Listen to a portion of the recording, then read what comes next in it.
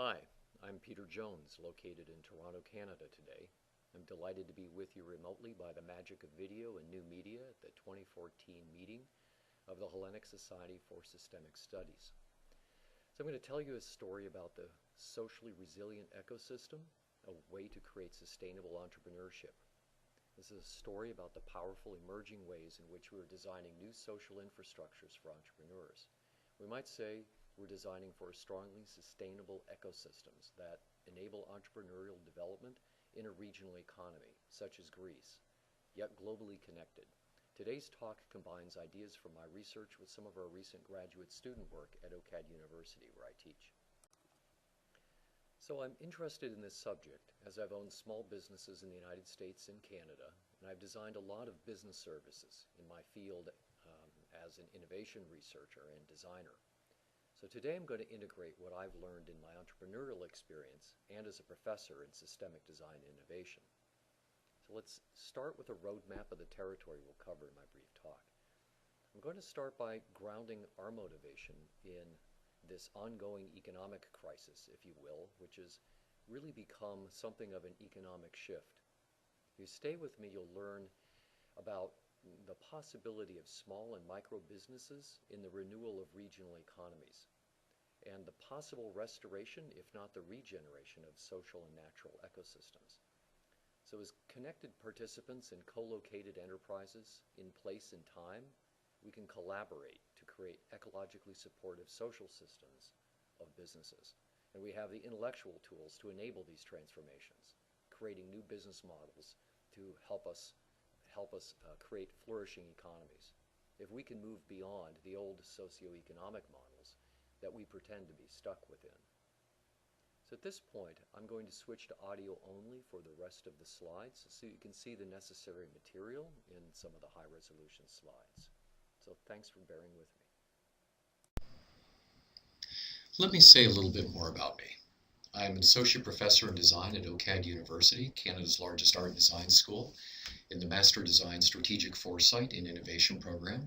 I've started and managed several small companies, the innovation research firm Redesign Network, for 14 years. I'm a board member of Alexander Christakis' Institute for 21st Century Agoras, where we advance the tools of democratic dialogue to enable stakeholders to frame and design their envisioned futures, based on his life's work in the 2006 book by Aleko and Ken Bausch, shown here. Founded the Design with Dialogue community of practice in Toronto 6 years ago, where we've had continuous monthly workshops for engaging creative community members in cooperative learning for social and organizational transformation. We now have 4 monthly groups, including an activist-oriented community, a systems-thinking community, and a visual thinkers group on top of the Design with Dialogue monthly sessions. A few years ago, I led the design of the Seedling.com startup project with a CEO and a team that included 2 of my students. Seedling is significant to this conversation as it's the first social network for matchmaking and qualifying early seed stage startups to enhance the visibility and connection to AIM. So what are the problems that we're addressing? Here's one view. It may look familiar to some of you. I took this photo of the well-narrated graffiti wall in Athens just last year when I was in Greece and Crete for a training conference. But last year, I'd have to say I was surprised to find that the media reports of the demise of the country were premature. The implications of sovereign debt tightly coupled to an economic union, the EU, without having control of your own floating national currency, are not entirely understood. But the people of Greece have sustained a vibrant and proud national culture. The public transportation and social systems work better than in most parts of the United States, and its place in world culture is never going away. People here feel a solidarity with the Greek crisis. The social contracts of capitalist-driven democracy light have been weakened. Employment has become precarious here due to corporate globalization, and unions have been systematically weakened. The creative class, once thought to be the next wave of prosperity, are now also included in the international precariat. If we're not part of the corporate machinery, as many of us are not, we're all in startup mode now, so it seems. 2011, trade growth has plateaued for 4 years. So, we really haven't seen a lot of growth, and now that's starting to drop off. Even though stock market indexes are high, dozens of signs show that the global economy's internals are breaking down. Yet, this must happen. It would take 1.5 Earths to sustain our present level of consumption. Humans are leveraging technology to maximize production and resources, but the very continuance of growth by developed countries remains problematic. The much higher population countries are following the US into a type of consumer class, and the strains on civilization becoming obvious. So, we have to acknowledge there is no such thing as sustainable development. There might be sustainable entrepreneurship, but sustainable growth is really a misnomer. We can't continue to grow like we have been, and to think about sustaining that, or in a sustainable context of growth, is really not correct. John Ehrenfeld, author of the recent book Flourishing, has said sustainability means nothing without an end in sight. We cannot sustain growth, and we're succumbing to a delusion when we frame our solutions as so-called sustainable development. Ehrenfeld asks, can we flourish in an economic system in which consumption has lost its essential connection to living? So this demands that we stop consuming. Considering all these forces and factors, can entrepreneurship be a source for sustainable local economies? Can we create startups that function more like connected social systems, that bring aggregate beneficial effects, flourishing, if you will? The dominant model, encouraged by investment culture, is this winner-take-all Silicon Valley model, leading to riches or failure to the founder CEO and a huge payoff to the venture capitalists in the former, a loss of social and financial capital in the latter. So surely we can design a better system than one driven by its loans. So can a bunch of startups connect to create a better local economy? Can we pitch and innovate our way to a more sustainable world? What has been happening here in Greece? Just this year, there was the Startup Europe Roadshow, the Athens Startup Weekend for Sustainability as well, shown here, ironically sponsored by some of the most non-sustainable companies in the world, but that must be eager to invest in something of a sustainable future. So, the rapid formation of startup incubators and new investment in Greece is a very positive sign. The rate of new startups or micro-businesses has been impressive just recently, 144 last year, compared to less than half that the year before, and only 16 in the difficult year of 2010. So there are now startup support organizations, venture funds, incubators, co-working and creative hubs. So we are creating new forms here of mutual provision, Mike Nickerson's term for an economic system, basically, that reminds us of what the purpose of a real economy is, which is to provide for one another's human needs for flourishing, mutual provision. So what does this look like in Toronto right now, the mutual provision of the startup culture? If we look at how the innovation ecosystem is designed in Toronto, we have an internet-connected network of supporting social systems for achieving the purposes of innovation, which really for the last decade has been purely economic value propositions. So if we look at Toronto, North America's fourth largest startup city by the largest number of startups, we have world-class institutional support. Government supports the regional innovation centers, such as the Mars Development District. Our universities have startup incubators. There are numerous startup communities supported by the investment communities overall. I helped the Seedling.com CEO launch this Toronto chapter of Startup Grind, which brings major investors and startup founders to Toronto to speak and engage with our startup scene.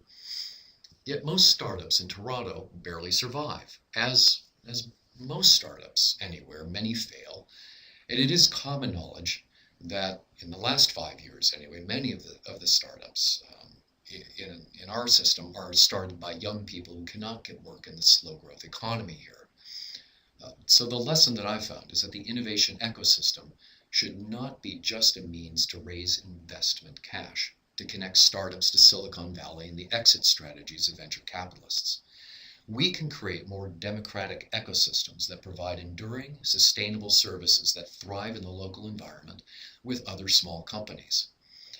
As with the tightly connected resources that you find within the traditional Italian craft regions throughout Italy as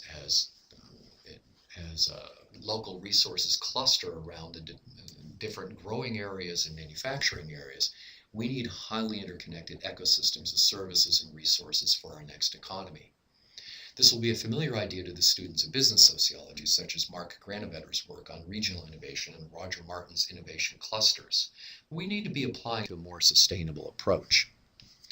So in 2011, we completed a research study on the growth and connectedness of innovation ecosystems called the Ontario Cross-Border Technology Innovation Ecosystem Study. It's primarily focused on Ontario, of course.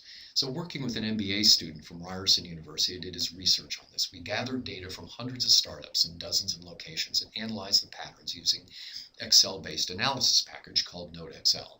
We found that even within the thriving Ontario innovation ecosystem, that distance investing, and is from the US primarily, was found to be very important to the success of local startups in Toronto. The most influential investors and connectors were those with strong relationships to the top 3 innovation hubs, San Francisco, Boston, and New York City. So in some ways, it seems it really is who you know. The quality of relatedness was more important than the quality of the business idea in many cases. And as you look at a lot of the types of startups that have been picked up, and sometimes you question, is there really that much to it? Well, often it's about its relationship to other ideas or to other startups that it might be connected to within a portfolio. So the 3 points out of the Octai study that I think are worth looking at here is that the more that entrepreneurs network, the more investment money that they acquire. So that can be distance and virtual networking as well as regional. The more that startups reach beyond their borders, the more investment funding they were found to gain, and successful startup members are tightly connected to each other. There's a lot of redundancy across networks, and this ought to be supported and continue. So I'd like to share here the recent work of a group of our graduate students in my systemic design course, wherein teams conduct research and develop what's called a gigamap of a complex social system. So Ryan Church, Nihal Ahmad, and Ksenia Benefant here created a presentation of the economy as a living system following biomimicry or living principles. While you cannot see the details here, because these are very large and dense maps printed out, this would be 6 feet by 3 feet, but I will break it down for you briefly.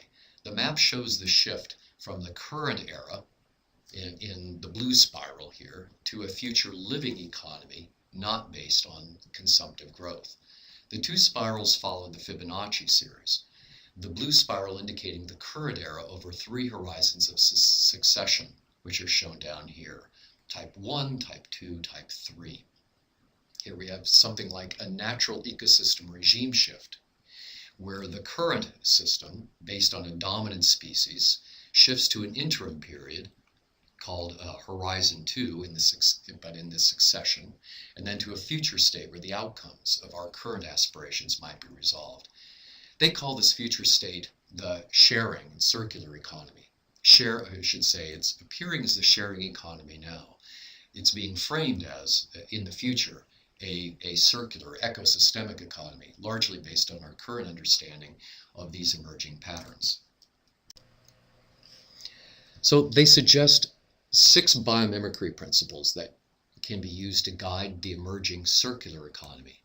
So these principles can be adopted now as guidelines for evaluating options and economic choices towards this living system model, including resilience, optimizing, adaptive, systems-based, value-based, and life-supporting.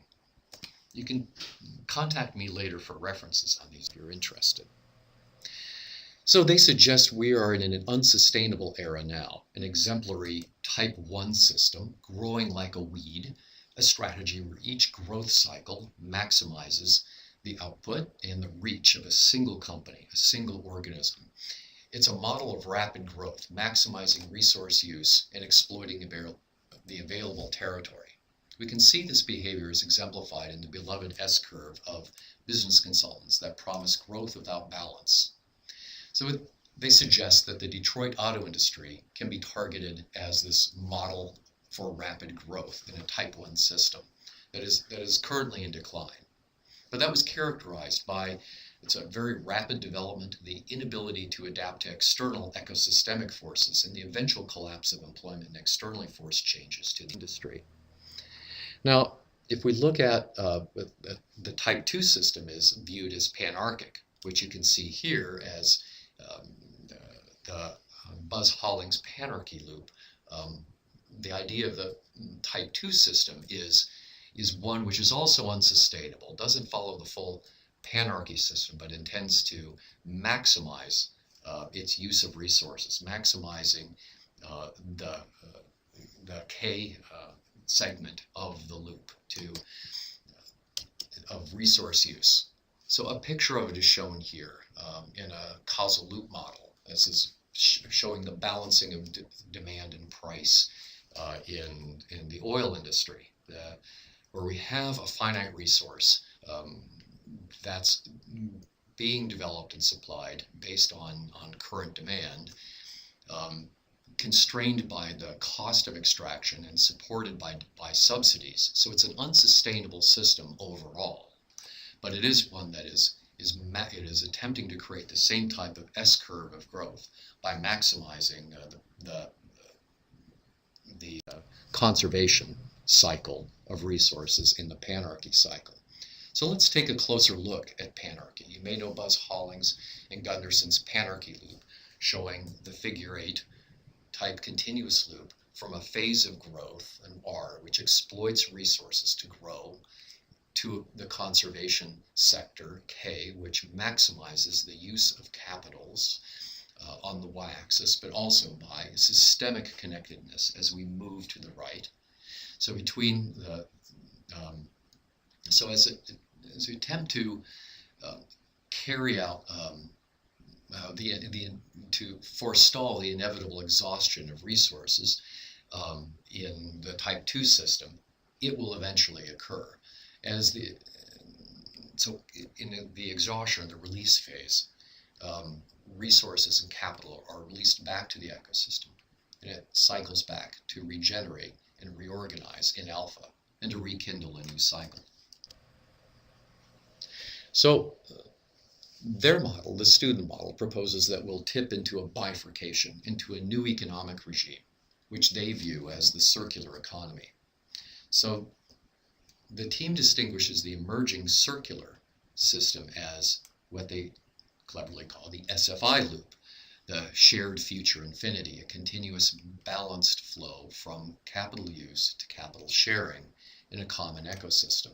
The circular economy recirculates and regenerates natural capital, which is a fungible and common pool resource that today is externalized and largely unaccounted for, as a free input and a socialized output, which communities must pay for. Natural capital returns resources to the ecosystem, right? But today our small business networks have no such resilience. Networks are based on social capital, which are niche specific and regional. But because Western cultures emphasize individuals in their social capital, and the existing institutions such as governments, banks, investors, and now internet companies are supporting this, our innovation networks are not yet shaping new economies. So in a panarchy model, we might want to inspire what's called a revolt, that is from a smaller cycle to the larger phase, to the larger adaptive cycle of the economy itself, which could tip the regime shift. So what if we applied these panarchy concepts to the social ecosystem of entrepreneurship? How can we develop supportive ecosystems by connecting hundreds of startups and new small firms rather than just rewarding individuals with profit? Can we reward business risk takers overall with support and let them develop a more balanced, socially supported network? This is not going to be entirely self-organizing on the behalf of a few small companies. It must be designed, socially designed. We need new business models. So here's a rough picture, a sketch of the social ecosystem as a panarchy cycle. Consider how an aggregate of startups or small firms might cooperate in an adaptive cycle. So going again from R to K to release to reorganization. As an example. So here we're showing some multi-organizational network of resources that are institutionalized in a region to coordinate skills, resources, opportunities, and business connections of all kinds. Today we have self-interested investment and brokering groups managing the entrepreneurial ecosystem, which is under the current Type 1 regime of profit maximization. But we need to learn to move to an ecosystemic model that works across hundreds of small firms in a region. The circular sharing and regenerative ecosystem that's first seen in the context of new business models. So if we see that here just in the picture, we might have some firms that are going to be in very early stages of startup and going to rapidly grow. The digital startup here might have 3 people, but as it goes through its growth phase, it may grow to 10 or 20. You may have a larger small firm that might have dozens that are in a conservation cycle and are maintaining their position within the economy. But at some point, that company or a similar company is going to reach a point in the cycle where they're in their growth, where it might actually be wiser to release their product, their service, their resources back into the ecosystem. And there needs to be something like a safety net available to these firms, a social ecosystem, a dynamic network of supporting systems supported by government, investors, other small companies, by civil society as well, that can allow startups to start and fail comfortably, in a sense, or to take risks and to know that they will be supported in a type of entrepreneurial safety net that supports this type of adaptive cycle and supports their ability to take risk. So let's look at how we might get started with this, aside from the institution building part of it. We need better business models for the small companies themselves. So I was privileged to be one of the early 470 contributors to one of the most popular business books ever, The Business Model Generation by Alex Osterwalder, Yves Pigneur, and Alan Smith. This book is being used in hundreds, perhaps most, entrepreneurship courses around the world as a guideline for quickly expressing the structures and relationships of the business model, a business model used to generate sustainable profits for a new company. It is profit-centric, and it is completely based on the organization and its relationship to customers and developing the activities and partners and processes of the company, the development of a value proposition, and how that's provided to customers through channels and customer relationships. So the centrality of the business model canvas, illustrated here is this mapping model and the way that allows us to express these ideas, cannot be overstated. This tool was groundbreaking in 2010, but now we need something more suitable to the realities of the future. As the result of over 2 years of systemic design research with a group at the OCAD University Strategic Innovation Lab and our research lead, Anthony Upward, we are developing a next generation business model process, which enables the formation of strong and sustainable models for businesses. An integrated view of the business in its ecosystems is not just desirable, it is necessary. So we're designing and testing this easy-to-use tool and method to create reliable, high-quality business models that enable firms to do good and to do well for a long time in the future, creating the conditions for human and other life to flourish. The alpha canvas shown here, that is a very early version and one of several designs that we're considering, It may look like Osterwalder's canvas at first, but it differs in significant ways. First, the business is shown within the boundaries of its society and its environment. These are interdependent nested systems that are wholly owned by the planet, by the environment. Ecological resources and social capital are accounted for. Environmental and stakeholder impacts and benefits to the firm, to the stakeholders, and back to the environment. The ultimate purpose of this program is to create a movement among progressive businesses to develop highly sustainable systems of value creation and production, we're providing visual tools and vocabularies to enable decision makers to lead their organizations, their partners, their supply chains, their customers towards significantly more sustainable operations. While we want to eventually have adaptive regional entrepreneurial ecosystems like the type described in the preceding sketch, we also have to start with what we have with our own organizations, and we can do that this way. So there are links to the group online, the Strong Sustainable Business Model Group.com, and there's a group at LinkedIn for this that you can find. So we've learned about several ways small businesses might reinvent their organizations and regional economies to enable a flourishing future. I'm glad to share some of these developing proposals from our systemic design work, and I invite questions by email or by other virtual contact. So thank you very much. Appreciate the time I could spend with you today. And